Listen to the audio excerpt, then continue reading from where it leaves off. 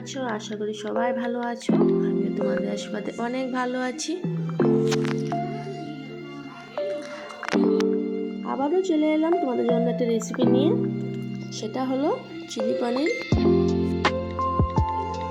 এই চিলি পনিরটা অনেক কম সময়ের মধ্যে হয়ে যায়। তোমরা বাড়িতে ট্রাই করবে, অনেক মজা হয় খেতে। রুটির সাথে খেতেও অনেক মজা লাগে, আর ফ্রাইড রাইসের সাথে খেতে। তোমরা দেখতে থাকো, ভিডিওটা স্কিপ না করে সম্পূর্ণ দেখতে থাকো। ভালো লাগলে ভিডিওটাকে লাইক শেয়ার সাবস্ক্রাইব করতে ভুলো না চ্যানেলটাকে। চলো বানানো স্টার্ট করি। ক্যাপসিকাম কেটে নিয়েছিলাম, পেঁয়াজটা এরকম শেপে কেটে নিয়েছি আমি। তারপর টমেটো কেটে নিয়েছি, কাঁচা লঙ্কা কেটে নিয়েছি, তারপর রসুন আদা সবগুলো আমি চপ করে কেটে নিয়েছি। এখন আমি পনিরগুলো ছোট ছোট করে কেটে নিয়েছি। এখন আমি একটা বাটিতে পনিরগুলো নিয়ে এখানে আমি ম্যারিনেট করে নেব। 1 চামচ মতো কর্নফ্লাওয়ার, 1/2 চামচ মতো হলুদ গুঁড়ো, তারপর দেব 1/2 চামচ মতো তোমার লাল মরিচের গুঁড়ো, তারপর স্বাদ পরিমাণ নুন। এখন এটা একটুক্ষণ মিক্স করে নেব সবগুলো। তারপর চুলাতে কড়াইটা বসিয়ে এখানে আমি সরষের তেল দিয়ে দেব। তেলটা গরম হয়ে গেলে এখানে ম্যারিনেট করা পনিরগুলো ভেজে নিব। পনিরটা ভাজা হয়ে গেলে এখানে আমি কড়াইতে আবার সামান্য অল্প তেল দিয়ে দেব। তেল দিয়ে এখানে আদা রসুন সব চপ করে রেখেছিলাম সেটা দিয়ে দিব তার উপরে।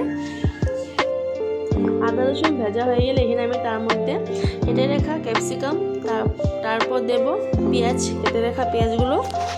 এখন দেব টমেটো কুচি, তারপর একটুক্ষণ নেড়ে চেড়ে নেব। এখন দিব স্বাদ পরিমাণ নুন অল্প দিব, তারপর আবার নেড়ে চেড়ে নেব ভালো করে।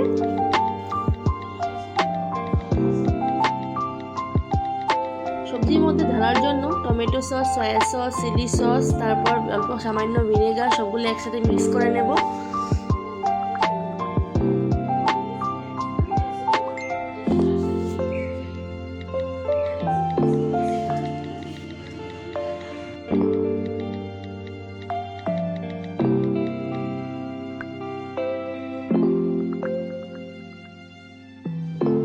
এখন তার মধ্যে সবগুলো ঢেলে দেব সসগুলো।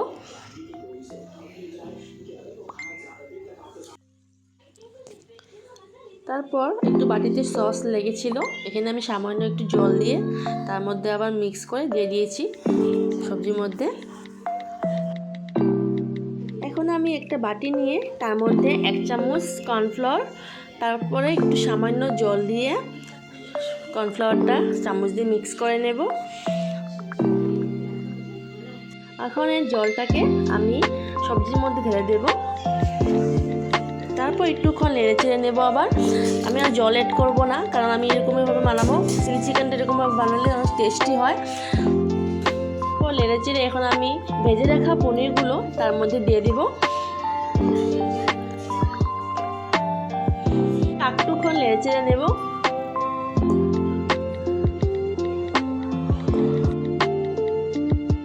প্রায় আমার হয়ে গিয়েছে। এখন আমি গ্যাসটাকে অফ করে এটা নামিয়ে নেব।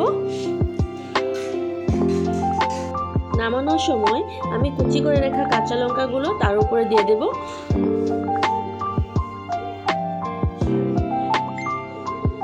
যদি তোমাদের আমার ভিডিওটা ভালো লেগে থাকে তো একটা লাইক শেয়ার সাবস্ক্রাইব করে দিও চ্যানেলটাকে।